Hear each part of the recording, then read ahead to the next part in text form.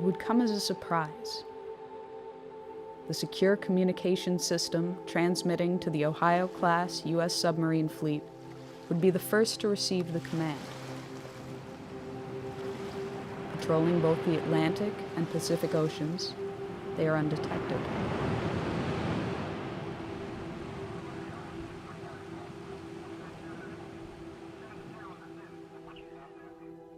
"14 of the 18 warships are equipped with 24 Trident missiles each, Trident 1s and Trident 2s.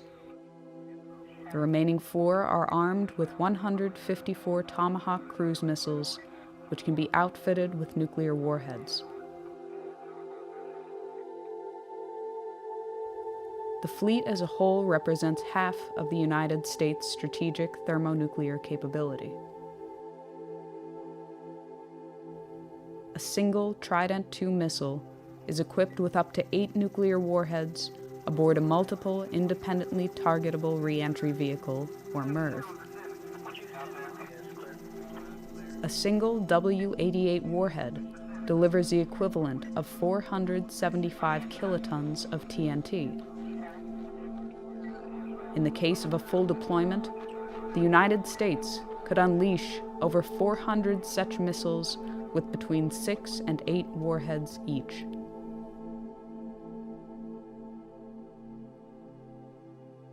From the time of launch, it can take less than 10 minutes for an SLBM to reach its target, or as little as 5 minutes if it is flown on a depressed trajectory. This allows a very short margin for reaction.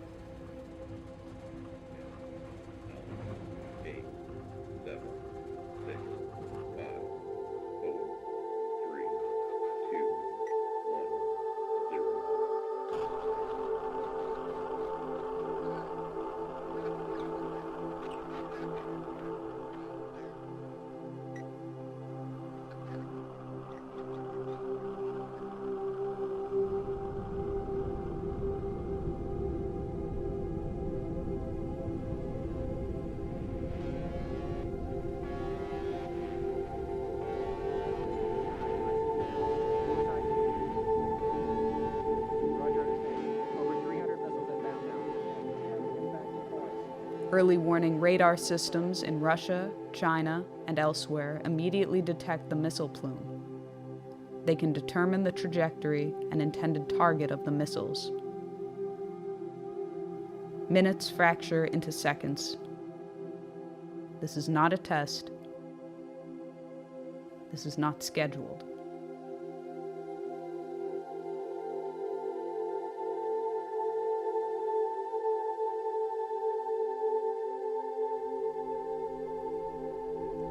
Russian nuclear command and control systems, carried over from the Soviet era, leave little time to opt out or delay a full-fledged response.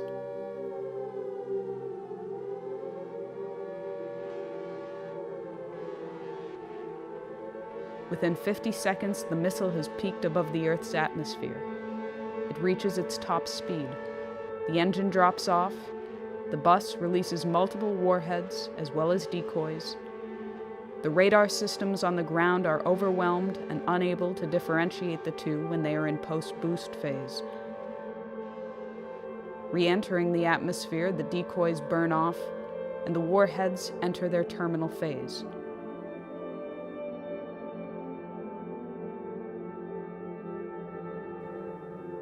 It will be less than 180 seconds before they touch down.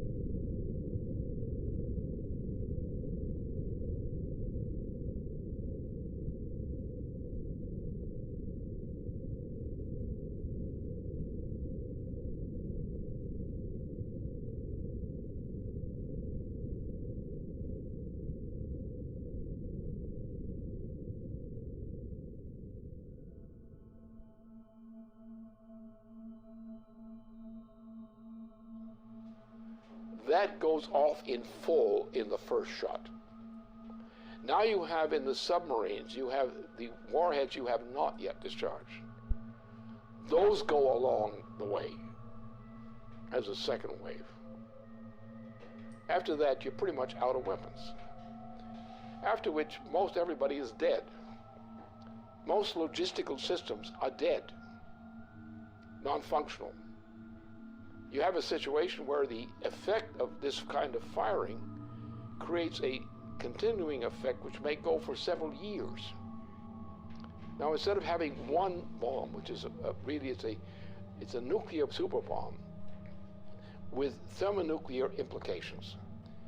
Now, imagine you have the same kind of thing or less, and you have not one big bomb. You have a whole barrage of such things. The exchange involves Russia. It involves China, which has a very significant thermonuclear arsenal. It implicitly involves India. It involves the United States. It involves the extermination virtually of Western Europe.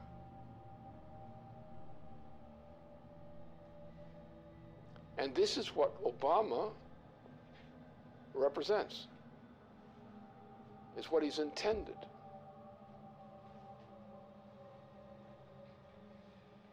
This is the end of civilization.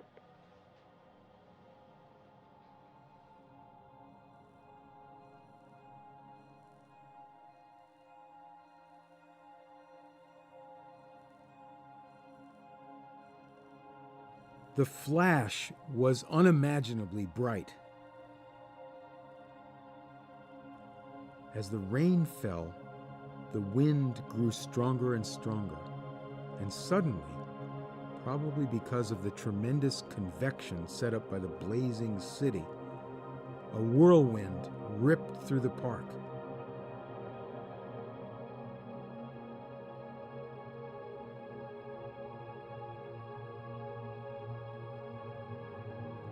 They all felt terribly thirsty, and they drank from the river. At once they were nauseated and began vomiting, and they retched the whole day. Others were also nauseated, probably because of the strong odor of ionization and electric smell given off by the bomb's fission. It was very crowded, and to distinguish the living from the dead was not easy, for most of the people lay still with their eyes open. You reached down and took a woman by the hands, but her skin slipped off in huge glove-like pieces. Those who had their faces upturned when the bomb went off, they were all in exactly the same nightmarish state. Their faces were wholly burned. Their eye sockets were hollow. The fluid from their melted eyes had run down their cheeks. Their mouths were mere swollen, pus-covered wounds, which they could not bear to stretch enough to admit the spout of a teapot.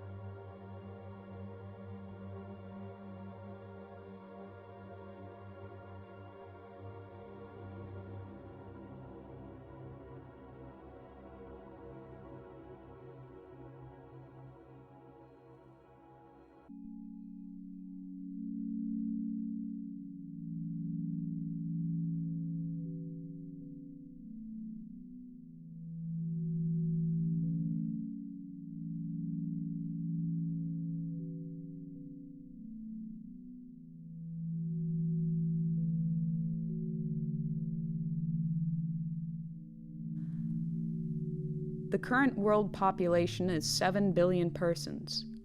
The current global nuclear arsenal is approximately 5,000 megatons. After a full nuclear exchange and the immediate loss of life at the points of direct impact and surrounding fallout zones, the ongoing environmental, climatic, and social consequences continue for years. The dust and soot picked up from fires, burning cities, and other target sites has been compared to a volcanic eruption, but far more long-lasting. A regional nuclear conflict, employing only 0.3% of the global nuclear arsenal, would potentially result in 1 to 5 million metric tons of black carbon that would be spewed into the Earth's atmosphere.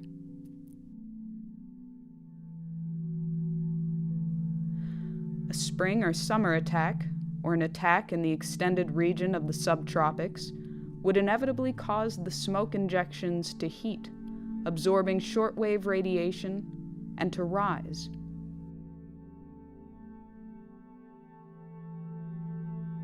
Within a week, what is not washed out immediately in black rain has risen through the troposphere and into the upper stratosphere, where it will remain for many years.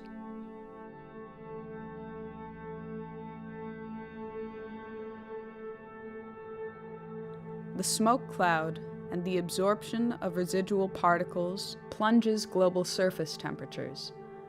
While a regional nuclear exchange could result in global surface temperatures decreasing by 2 degrees Celsius, a large-scale nuclear conflict could alter these temperatures by -7 degrees or more. In the depth of the last ice age, some 18,000 years ago, the temperature difference from today was -5 degrees.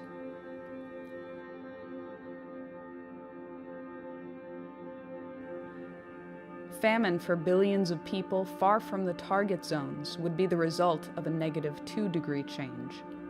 Growing seasons would be shortened by nearly 3 weeks, wiping out crops. A change in 5 degrees would sufficiently ruin Canadian agriculture entirely. If world grain reserves were not destroyed in the initial exchange, reserves would last for 71 days, with little, if any, means of transportation.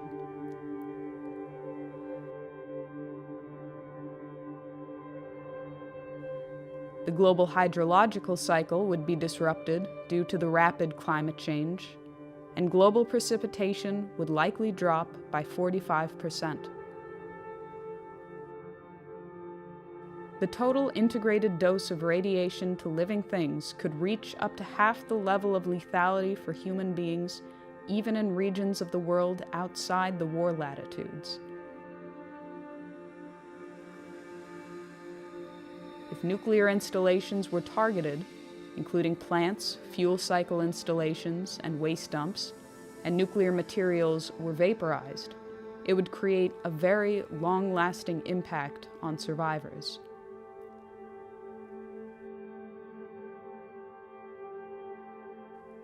These are only the projected consequences, but it has been said that the effects of a nuclear war that cannot be calculated are just as important as those for which estimates exist. Both, however, are subject to very large uncertainties. These estimated consequences have, so far, survived the scrutiny of scientists in the East and West for the past 30 years.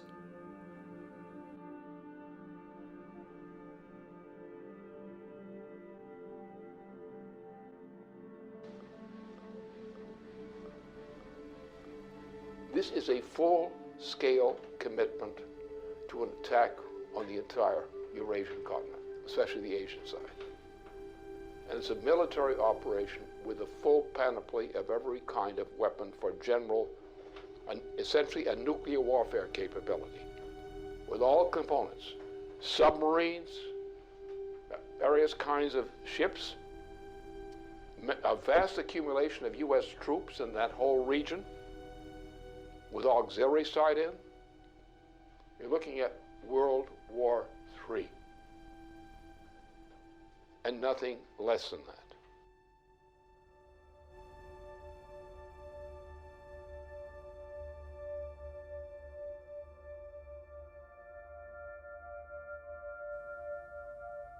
In the period of late 2011, U.S. President Barack Obama inaugurated a Pacific Century, or a Pacific Pivot, which expands U.S. military presence in the naval theaters of the Pacific and Indian Oceans.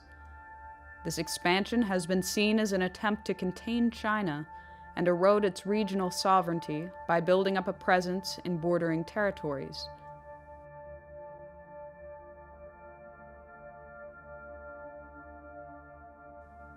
Barack Obama's rebalance to the Pacific includes plans that would take effect over the coming years to station 4 littoral combat ships in Singapore, to obtain increased U.S. access to the Australian naval base at Perth, and increase troop levels at Darwin to 2,500 troops.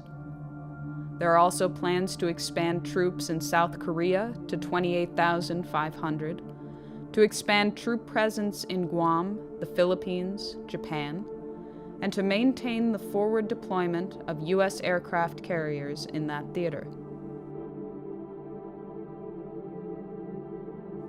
China has responded to increased U.S. presence in the Pacific with the Area Denial Anti-Access Strategy, Chinese military measures to keep adversaries out of strategic territory bordering their country, in particular the East China Sea. In addition, the Pacific Strategy also includes a missile defense shield, which would be on the soil of South Korea, Japan, and Australia, targeting Asia and the Middle East. As a response to what was seen as an Asia-Pacific arms race, Chinese press indicated that to improve its security, China would upgrade its nuclear weapon capability. They would also develop offensive nuclear-powered submarines with ballistic missile capabilities sufficient to break the interception capability of the U.S. missile defense system. In the spring of 2012, there was further warning that an overarching missile defense system would force China to change its long-held nuclear policy, that China would revisit its policy of no first use and, if threatened, would consider an offensive nuclear strike.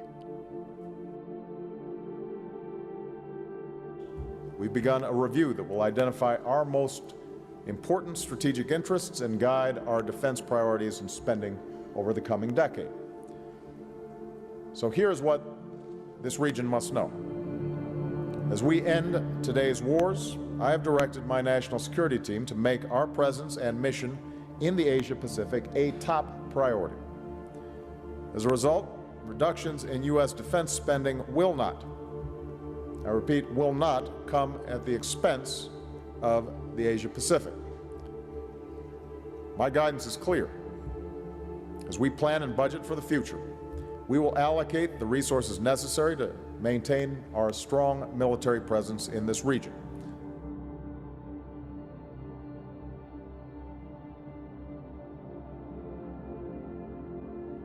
Since the 2009 inauguration of the Obama administration, plans for the European phased adaptive approach have continued and escalated in spite of Russian offers of a joint ABM system.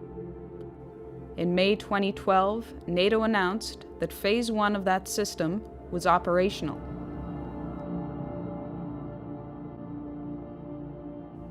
Phase 1 includes the deployment of ballistic missile defense systems along the perimeter of Russia.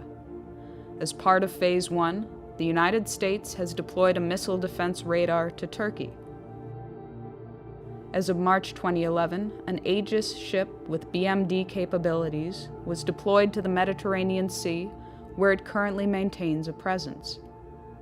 An agreement was reached with Romania to host a U.S. land-based BMD interceptor site. Agreements were also reached with Poland to host a similar site. The existing naval facility in Rota, Spain, also agreed to host 4 U.S. Aegis destroyers, each with BMD capabilities and equipped with Tomahawk missiles able to deliver both conventional and nuclear warheads.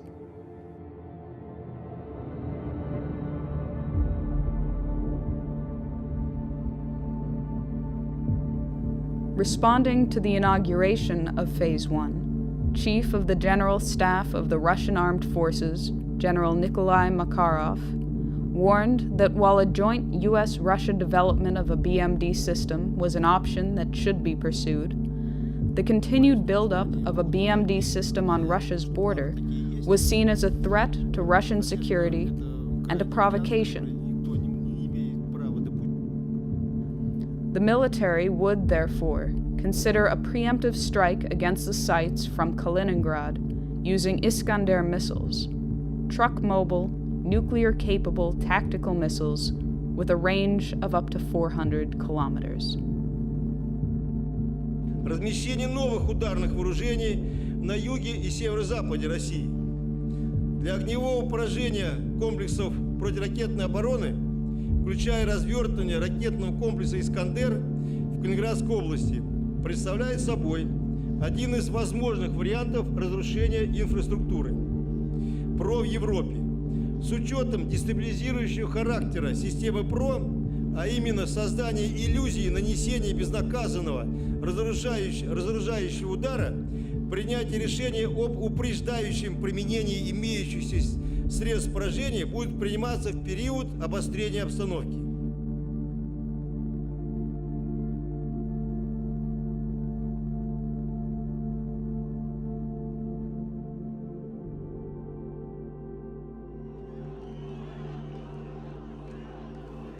It was demonstrated at Brussels early in February 2012 that while Russia and China abstained from giving their support to UN Resolution 1973, they would forcefully draw the line on Syria and implicitly on Iran.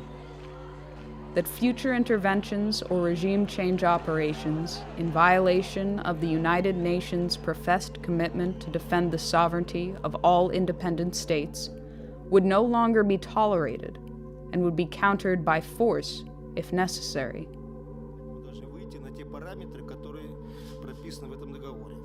Одновременно будет развернута очень широкая работа к тем, чтобы все страны или весь ядерный клуб, который очень обширен сейчас, подключились к этому договору. Мы понимаем, что так нельзя. Я уже не говорю, что в какой-нибудь момент такие действия, которые подрывают государственный суверенитет, могут закончиться вполне себе такой полноценной региональной войной. И даже, никого не хочу пугать, с применением ядерного оружия.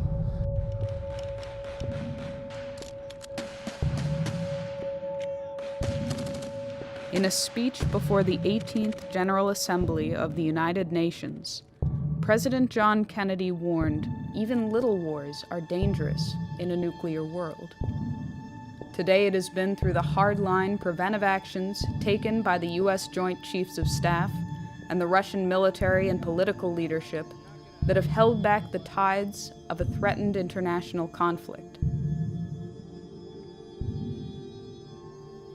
Simultaneous with these delays, the economic conditions in the transatlantic have deteriorated to the point of imminent breakdown, while the Eurasian region has enjoyed relative prosperity in comparison.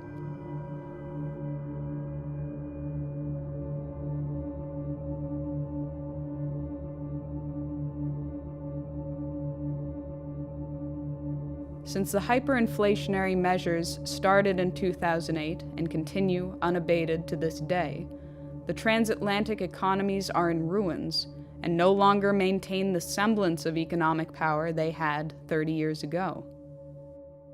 Similarly, NATO no longer maintains the military power it had during the Cold War.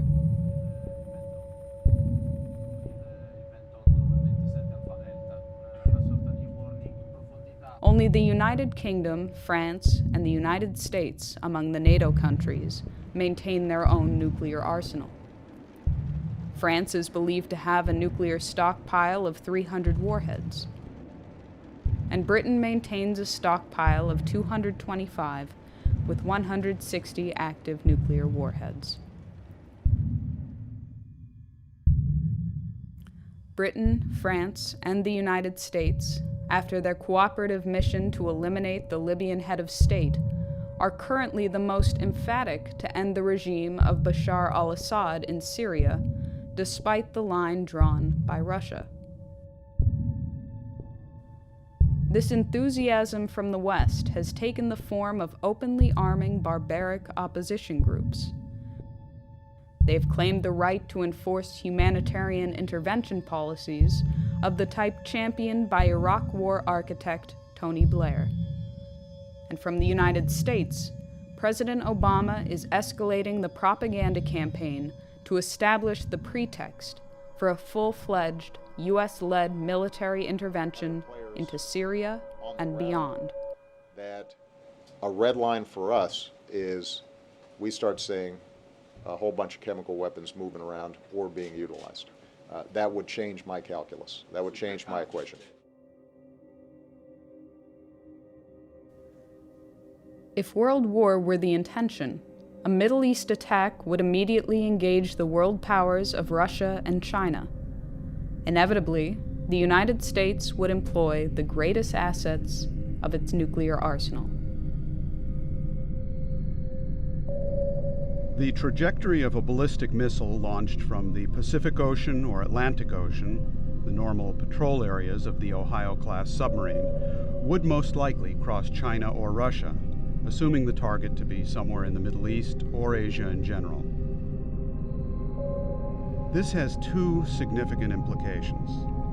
First, the U.S. would have to inform Russia or China of its intentions prior to initiating a strike from a submarine, if either of those two nations was not the intended target, which blunts the effectiveness of the strike. Second, the launch acts as a datum for the submarine itself. If the launch platform is also carrying nuclear weapons, the effect of launching a missile makes the entire submarine and its nuclear payload more vulnerable. Assuming that other nations have been informed of an intention to launch a strike from a ballistic missile submarine, this may afford a nation an opportunity to actually destroy the submarine. For these two reasons, it is unlikely that any U.S. president will execute a non-nuclear strike from an Ohio-class submarine on strategic deterrent patrol.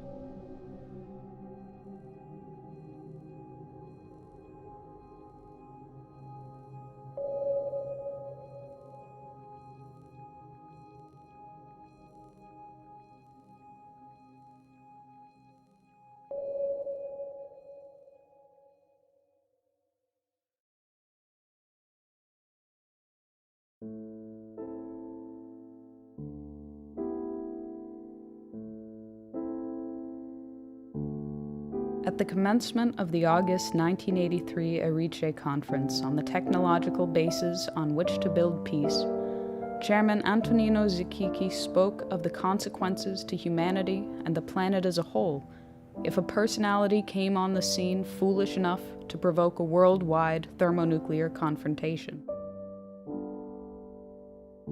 He warned that in history, fools have never been lacking.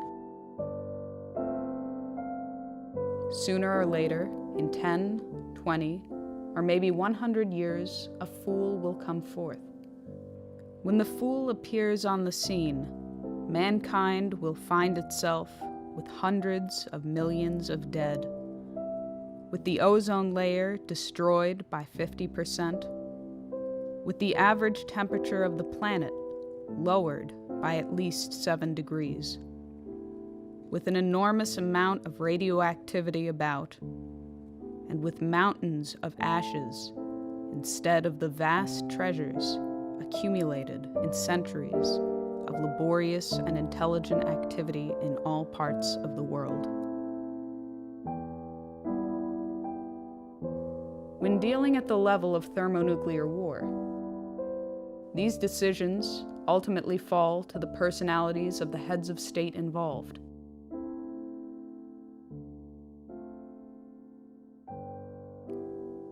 When the American people chose Dwight D. Eisenhower to lead the nation, it was his handling of the Suez Crisis which drew us back from what would have inevitably escalated into nuclear war. Is the language of atomic warfare. When the American people selected John F. Kennedy to be commander-in-chief, it was his commitment to survival and progress and peace that guided his hand in dealing with Soviet Premier Nikita Khrushchev in Cuba, in Berlin, and in securing a nuclear test ban treaty.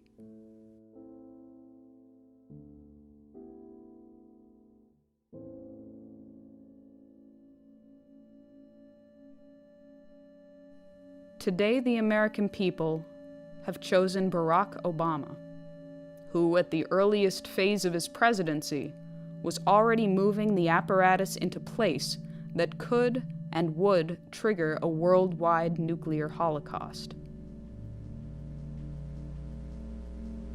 Obama, on his part, is clinically insane. His state of mind, as manifest, is that of a clinically insane person. And it's a clinical insanity of the Nero type. So therefore, he is in a mood and on a road toward his own self-annihilation, whether as a personality or even more drastic measures. That is coming. This man is a type who's capable of suicide. This may be the first clear suicide case in the U.S. presidency. He's in the direction of getting there. Whether he actually gets there, the fact remains he's now developing rapidly in that direction.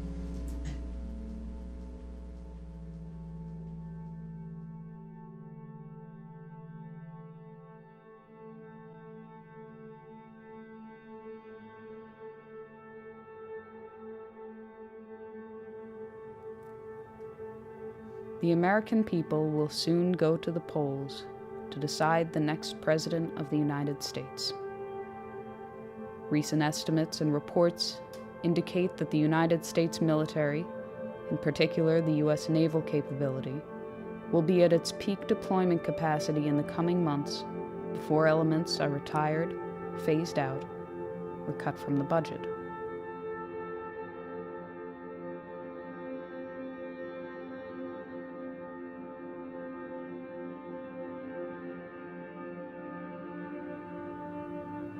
If ever there were a time to launch an attack, it would be now, in these coming months.